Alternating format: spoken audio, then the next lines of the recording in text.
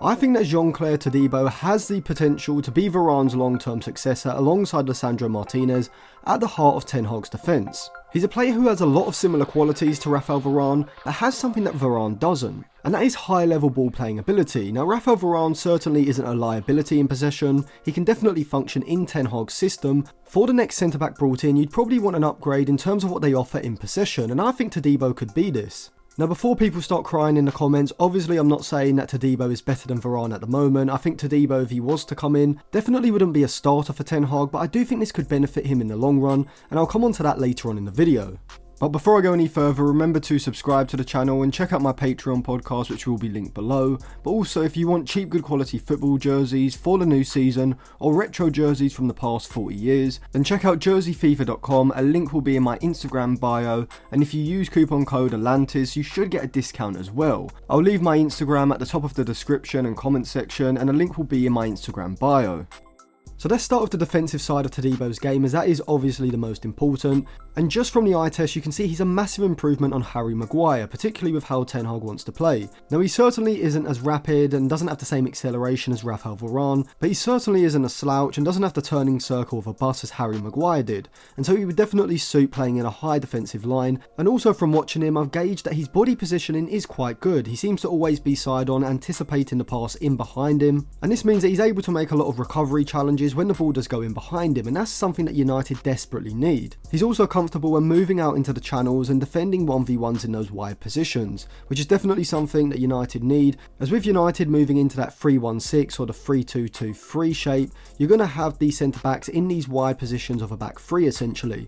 And so during quick transitioning attacks, there's going to be a lot of times where both Lisandro Martinez and either Todibo, Lindelof or Varane have to defend in these wide positions, and particularly with Todibo replacing Harry Maguire, you can definitely see the instant upgrade, particularly in these type of situations. Now, statistically, by looking at his FB ref report, we can see how good Todibo is in these types of situations, as not only is he a high volume tackler, ranking in the 93rd percentile for the amount of dribblers he has tackled, as well as ranking high for his overall tackles, as well as his tackles in the defensive third, but crucially, he also completes a high amount of these duels against dribblers, ranking in the 92nd percentile for the percentage of dribblers he has tackled, with 74.1%. Combine this with him really not losing that many challenges and also sitting in the 60th percentile for his interceptions, and certainly from a statistical point of view, Todibo looks like the perfect defensive centre-back. Well, actually, I should say almost a perfect defensive centre-back, as when you look at his aerial stats, you can see that he does look rather weak, losing quite a lot of aerial duels, and only completing around 60% of those, ranking in the 43rd percentile.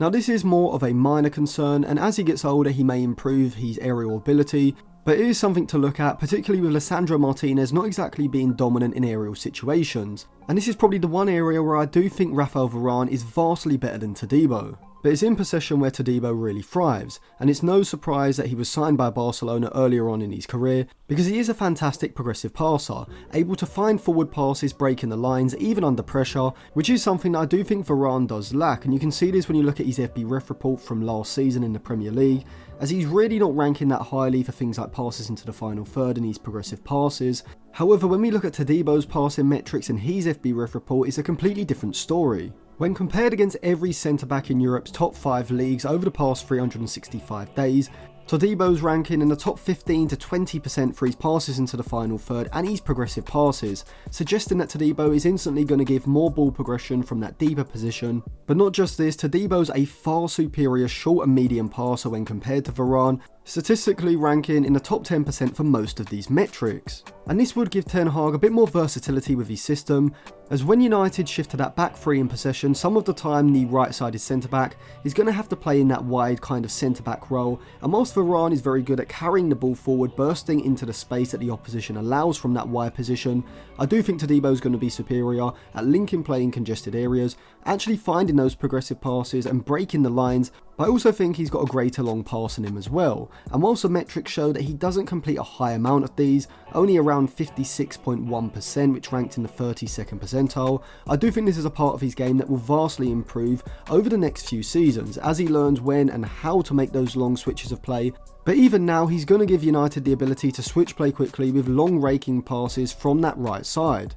But arguably the most impressive part of Todibo's in-possession game comes when he's able to take on players, as he ranks in the 95th percentile for his successful take-ons, as well as completing a high percentage of the take-ons that he does attempt, ranking in the 74th percentile with 73.1%. Now Varane is good at carrying the ball into space. He has that burst of acceleration accompanied with his physical strength to powerfully stride into the space, but I do often feel that Varane is kind of rigid in possession when he receives the ball, particularly in tight areas. If you look at Lisandro Martinez, he's so fluid and comfortable when he receives the ball under pressure, and he's able to evade players like they're nothing, and Todibo has this same skill. And so with a centre-back pairing of Todibo alongside Lisandro Martinez with Andre Onana in goal as well, it's going to give United 3 players at the base of their system who are going to be excellent at playing out from the back, with both centre-backs being incredibly press resistant and having the progressive passing ability to move the ball forward in behind the opposition's midfield line.